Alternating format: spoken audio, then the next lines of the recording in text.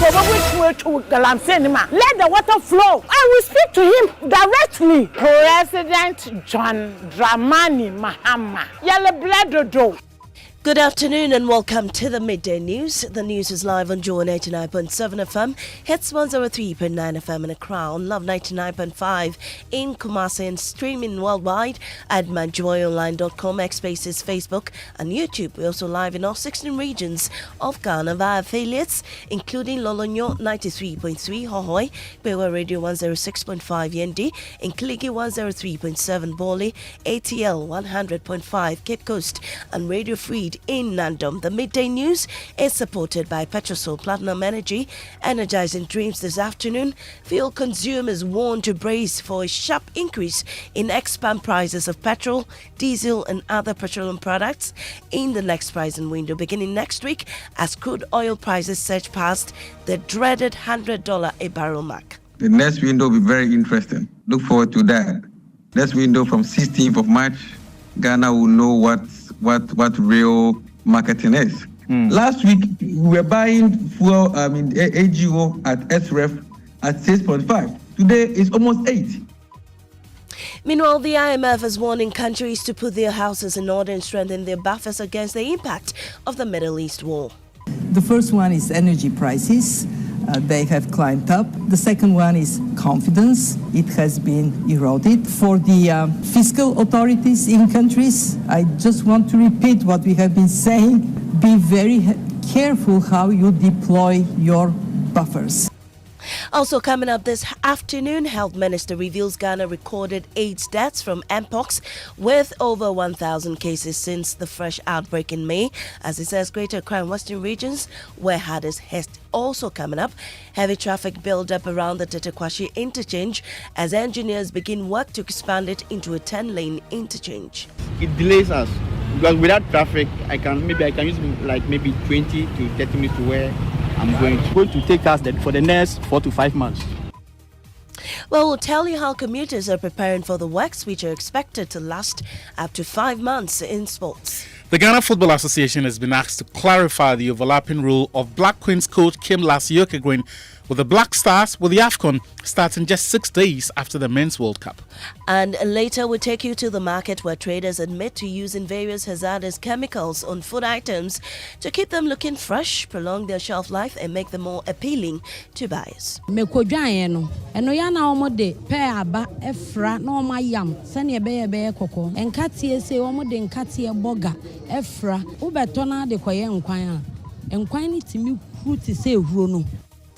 These and more with me, Maame Esi Nyamekye Thompson. This is Joy News, independent, fearless and credible. Please stay.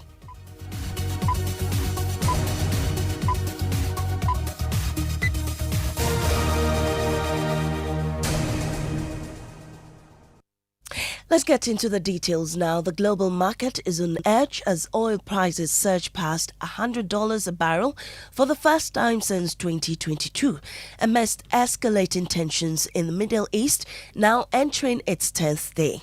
The spike in crude prices is raising fears among industry players who are warning of broader economic consequences, even though U.S. President Donald Trump has described the war as the small price to pay for global stability. The crisis has deepened the war as the small price to pay for global stability. Now, the crisis is deepened further after Iran named Mojtaba Khamenei as its new supreme leader, spreading regional violence with dozens reported injured, including Ghanaian soldiers based in Lebanon. The Chamber of Oil Marketing Companies believe things are going to get worse in the next pricing window just days away. Listen to Chairman Dr. Rivers Inopong on PM Express last week with Isaac Ofieje. The next window will be very interesting. Look forward to that. Next window from 16th of March, Ghana will know what real marketing is. I'm about to tell you today. Last week we were buying fuel, AGO at SREF at 6.5. Today it's almost 8. Is MPA controlling that? No, they can't control it. They can't control that. OMC is that we're able to lock in products, have gained. But if you could not lock in products, and you are buying today from the market, bro, next week I said it will be very interesting.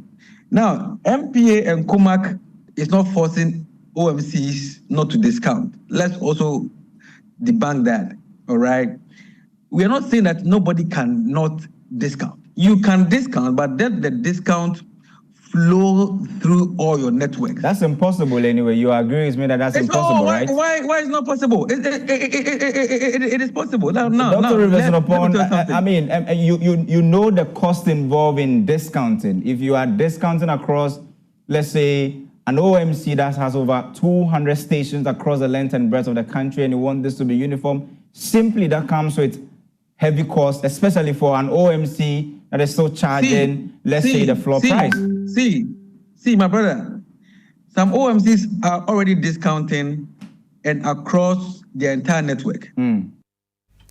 Meanwhile, IMF head Kristalina Georgieva has been charging countries to put their houses in order against the shocks that are likely to come as a result of the ongoing war. Here are excerpts of her interview with Bloomberg. The first one is energy prices. They have climbed up. The second one is confidence. It has been eroded. The third one is travel and trade disruptions. All those are now in place. And the question is, for how long? What I can tell you from prior experience is that if we are to have an increase of energy prices by 10%, and that stays for some time, stays for a year, inflation would go up by 40 basis points. Growth will slow down somewhere between 0.1% and 0.2%. In other words, it is an impact that has to be taken into account. So policymakers have to brace for it. And what does it mean? It means that central bankers are attentive what is happening, both on the price front and on the currency front. We see emerging market currencies depreciating. That, for those of them that borrowed in dollars, makes the service of that more expensive. Those that are export-oriented may have a bit of compensation by having more competitiveness of their exports. For the fiscal authorities in countries, I just want to repeat what we have been saying time and again. Be very careful how you deploy your buffers.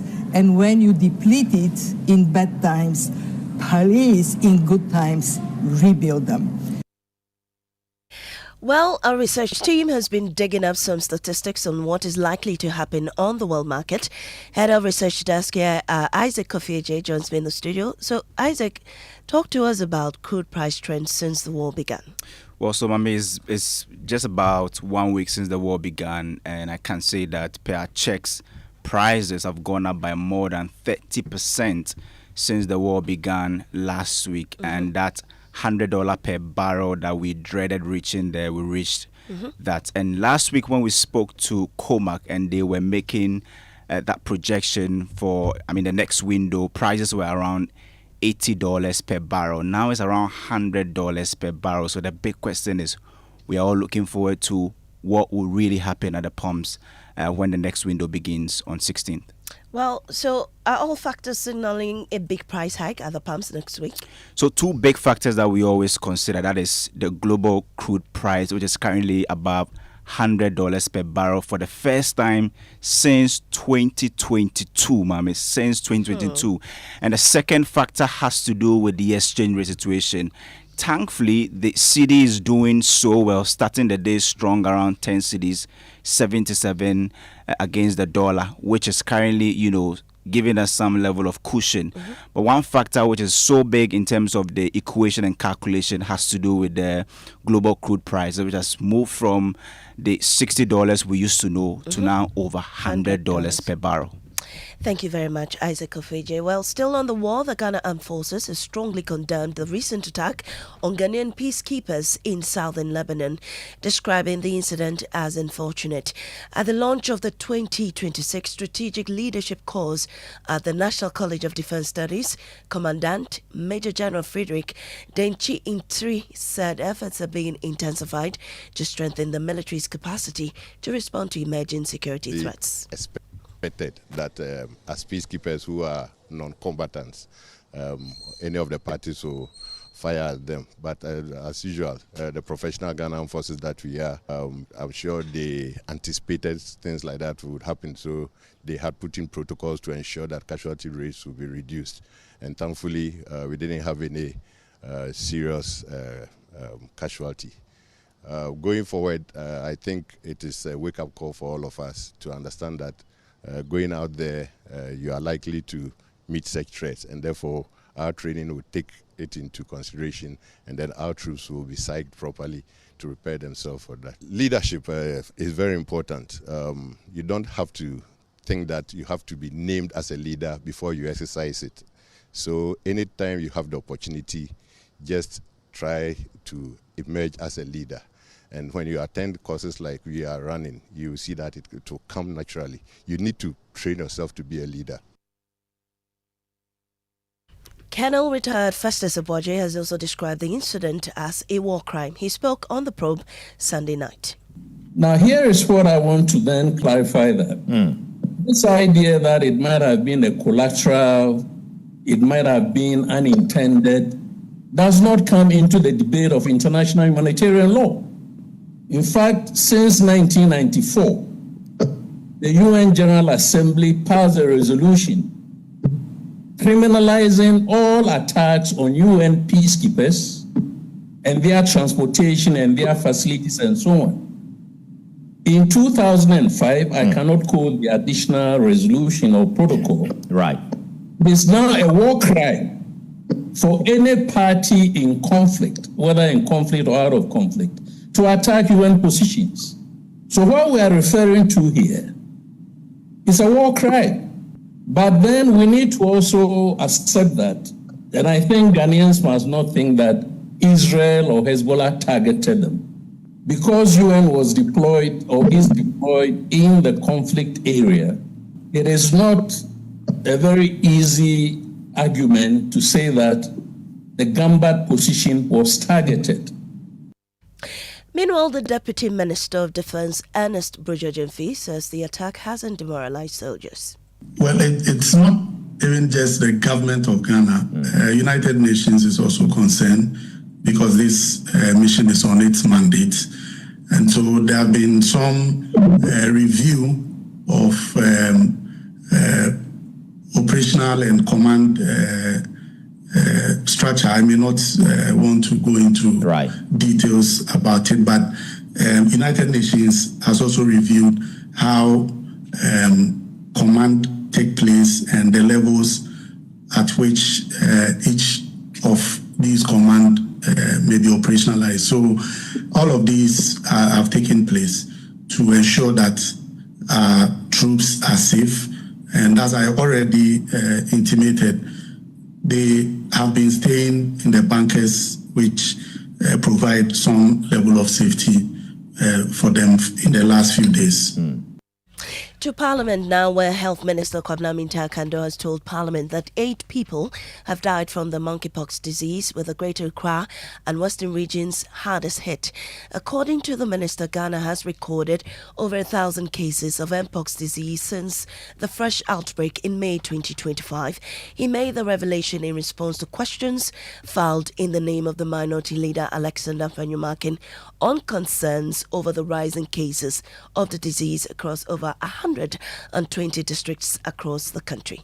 Since the outbreak began in May 2025, the Ministry of Health, through the Ghana Health Service and with partner support, has activated a coordinated multi-sectorial response aimed at interrupting transmission and protecting public health. For clarity, while 880 cases had been confirmed as at 25th November 2025, the situation update as at 3rd March 2026 is that Ghana has recorded 1,038 confirmed cases and 8 deaths, largely among persons with underlying health conditions. 124 districts across all regions, representing 47.51%, have reported confirmed cases, with the Greater Accra and Western regions being the most affected. There's currently 1 case on admission with no critical cases. The response is being implemented through strengthened coordination and emergency operations, intensified surveillance and contact tracing with 21-day follow-up, and sustained laboratory testing at the National Public Health Reference Laboratory, the Noguchi Memorial Institute for Medical Research, and the Kumasi Center for Collaborative Research Case Management and Infection Prevention and Control have also been reinforced. Well, let me go to Parliament now, where James Aveji is standing by. James, aside from the MPOX update, the minister has also provided some information on the military recruitment incident in November last year. Let us in on that.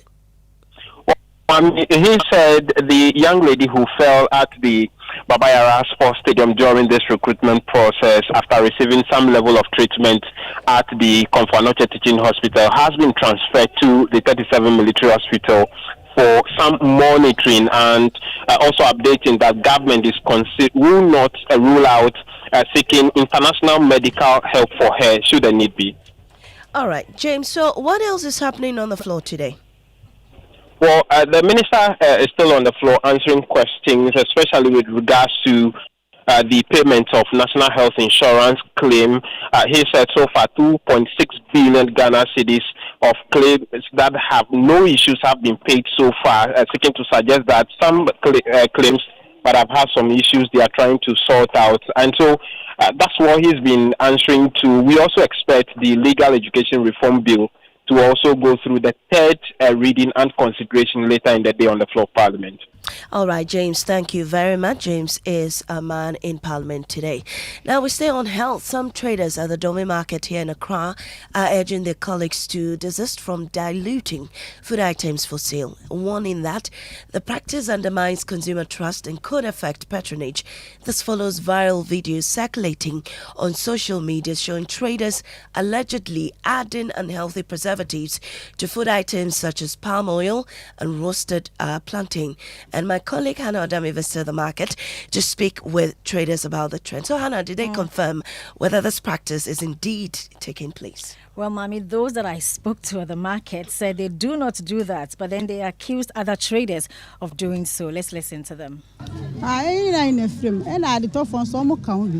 Yes, I did was no. Papa, Oba me say 30 Ghana. So me kwa me kwanya ni 20 Ghana. Ndo ntimi nkoto ade papa e meto no 20 Ghana bra Oba boka. Nte wo hwe ade to fon so mo ka wo bi na yefre mo. So papa ade yefre. Me kodwan no. Eno ya na omo de pe aba efra na omo yam se ne be kokko. Nso ni na ma yen yare. Enkatie se omo de nkatie boga efra. Wo beto na de koye nkwan a. Nkwan ni timi fruit say ehuro no na egugem ni na ma yen yare tinka be ya omo ma yen nya ne oma pa no na yen so choba afo ne ye de ya aboa yen because yen kwa ho ya yo mole na meton so omo kasi ya frema mo boa yen ya ne de gu nsuo na ya ya mama yen enti ye de emfa hwe mfrem omo ha beto no kura ya omo bisa yen na emom no de ya frem no ebi a hu abehu. So, Hannah, these are some traders you were interacting with and they're speaking Twi. You translate that for us. But really, did they explain how consumers can distinguish between, the diluted food and undiluted ones? Yeah, so to the question first, they claim that you will not be able to dilute it when you're on the market. You will not be able to differentiate when you are in the market, because if it's diluted, whether it's dark red or deep red is the same thing, or light red is the same thing. Mm-hmm. But when you use it to prepare the food, then you begin to see the difference because of the taste and how it looks like. Mm-hmm. And so for peanuts, for instance, she said one of them, the second person that we heard, said that they add pear seeds, the seeds of pear, and they grind it with the pepper. So when you come to the market, you see the same texture and everything, but when you go prepare food with that, there is no taste. That's the only time you get to know that it's not right. Pear seeds, I think, pear seeds medicinal. It's okay, but then you're not supposed to add it to the pepper. Right. Yeah, and then she also said that some of them add in katia burger. You know katia burger, right? To the peanuts or the granules, and they grind it into the paste that we use. And so she in particular said she's a chopper operator. Mm-hmm. When she uses it to prepare the food, it begins to boil excessively, and then she gets to know that this is not right. By that time, you'd have already bought it. So she's pleading that at least those who are diluting should reduce it or completely stop it because our health is at stake. Wow. The FDA really needs to get, to the markets for us. Well, thank you, Hannah, for that update. Well, there's heavy traffic built up at the Tetekwashi interchange here in Accra. Engineers begin work to expand it into a 10-lane highway. While the project is expected to ease congestion in the long term, motorists say they're currently facing severe gridlock. Engineers say the project could take up to 5 months to complete. My colleague Adovia visited the area earlier and joins me in the studio. So, Adovia, describe to us your observation. Maame, the N1 highway, which is the Accra-Tema motorway, is seeing an expansion. Now, engineers are going to add 6 more lanes to the already existing 4 lanes, which will function largely as service lanes alongside the motorway. Now, in view of this, a major diversion on the N4 has been implemented. Now, what's happening is that vehicles which ply the Accra-Medina stretch will have to use only 2 lanes instead of the ideal 4 lanes. And this is just for their own safety, because as the T-beam is going to be launched just above them, it wouldn't be advisable for vehicles to pass exactly where that concrete will be launched. And the project manager was explaining how long it's going to take and why it's needed to reduce the lanes to 2. At the moment, we have diverted the traffic to the other side. So instead of the 4 lanes using one side, and we've turned it into 2 lane. The essence of it is to just create safety for the construction for the launching of the beams on the piers. Going to take us for the next 4 to 5 months. Well, I also observed that the police is doing well to manage traffic flow. I'm told by the Director for Research and Training at the MTTD that the deployments done will control the traffic flow until the engineers finally open up the road, meaning 4 to 5 months we'll see policemen on that stretch directing the traffic. Right. It delays us because without traffic, I can use maybe 20 to 30 minutes to where I'm going to. But with the traffic, I will not get it through as it flows like this. Well, for me, I have to at least set off early to avoid the traffic. Yes, that's my option. Well, you heard that commuters say the project will ease traffic flow, staying longer, as in the commuters will stay longer in the traffic, and they're concerned about that. Thank you very much, Adovia Sari, for that update. You're still listening to the Midday News here on Joy 99.7 FM. We'll take a break. We'll return with sports, and also health workers in parts of northern Ghana are raising alarm over rising cases of typhoid and other waterborne diseases.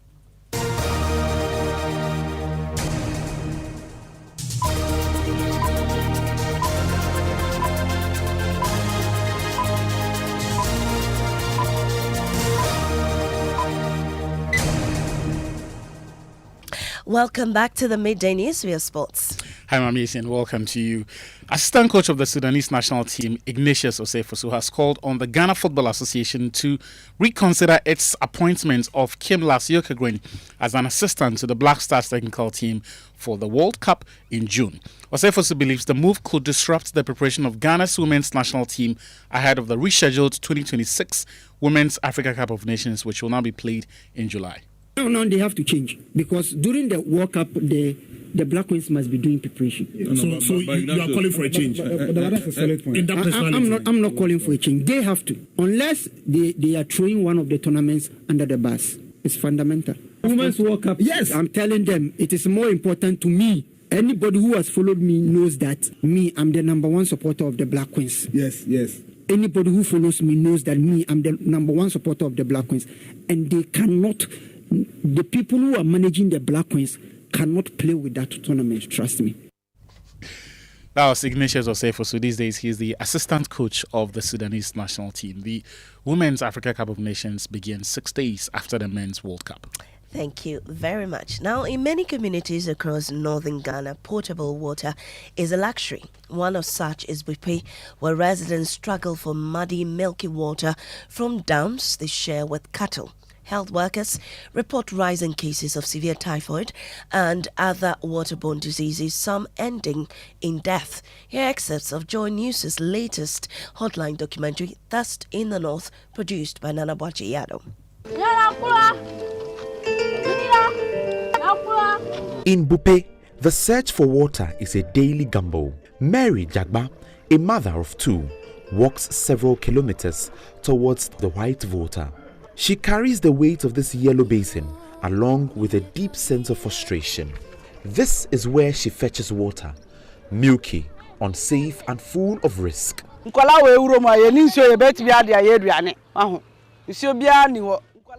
Mary and her family have been to the clinic too many times. Diarrhea, skin rashes, stomach pain. She knows the water is hurting her family, but there is no alternative. This is the only water we drink. We experience diarrhea whenever we drink this water. Cows enter and ease themselves into the water. I see people coming in with even more complicated issues like typhoid fever.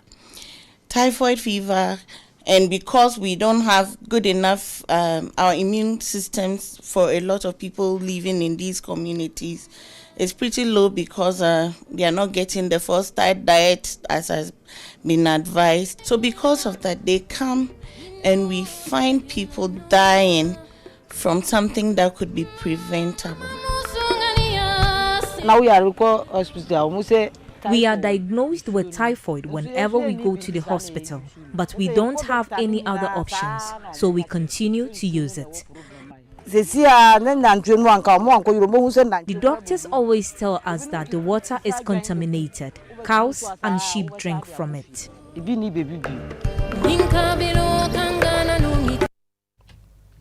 As rainfall patterns grow heavier and more unpredictable across southern Ghana, commercial drivers who ply the Kaswa Toll Booth Road say every downpour now turns the stretch into a death trap. There's more in today's episode of Climate Evidence. A commercial driver of 23 years, every dark cloud carries a quiet warning. Last year, as floodwaters gathered near Atala Junction at the old barrier, he tried to cross, hoping to beat the rising current. One day, I parked my car office. I parked my car at the station once and left. It rained and there was a flood. My car got destroyed and it took me 6 months to fix it before resuming work. Climate experts say the intensity of rainfall events in coastal Ghana has increased in recent years, overwhelming drainage systems and road infrastructure that were designed for lower volumes of water. But Kingsley's story is not isolated. Drivers say the real danger lies beneath the surface. Floodwaters conceal deep potholes carved into the weakened road. When it rains, there's heavy flood and we are unable to work. According to NADMO, extreme rainfall events are becoming more frequent and hence due to climate change. Because the bonding that holds the particles of the hill together are weakened by the human activity. So anytime there's rainfall, it serves as a lubricant. It lubricates the particles and then they slide onto the road and block the road. Now, between demanding work schedules, constant digital communication, and the daily pressures of city life, many people are finding it increasingly difficult to slow down. But wellness experts often stress that rest and intentional breaks are essential for maintaining both mental clarity and productivity. As part of Joy 99.7 FM's Ghana Month build-up to the Joy Safari Experience 2026, today we will reflect on the importance of stepping away from routine even briefly, and Karen Noella Yali has a report on that. We'll be bringing you that report much later. But before we go, the witchcraft accusations continue to threaten lives in parts of the country as 7 elderly women reportedly lost their lives last year in the northeast region, not in a battlefield, but simply because they were accused of witchcraft. And my colleague Fatal Bayaga is in that conversation. He joins me on the phone lines. Fatal, what can you report? So this particular engagement assembled local and international stakeholders to find lasting solutions to this particular challenge. Right from Action Aid, Oxfam, members of the Parliament Human Rights Committee are all part of this particular conversation. But one thing that the stakeholders spoke about is that the government must take urgent steps to ensure that the anti-craft accusation bill is passed in order to address this particular issue. All right, Fatal, thank you. But just before you go, Francis Xavier Sosu, Member of Parliament from Adina. Unfortunately, we lost Fatal there. But that's how we end this afternoon's bulletin here on Joy 99.7 FM.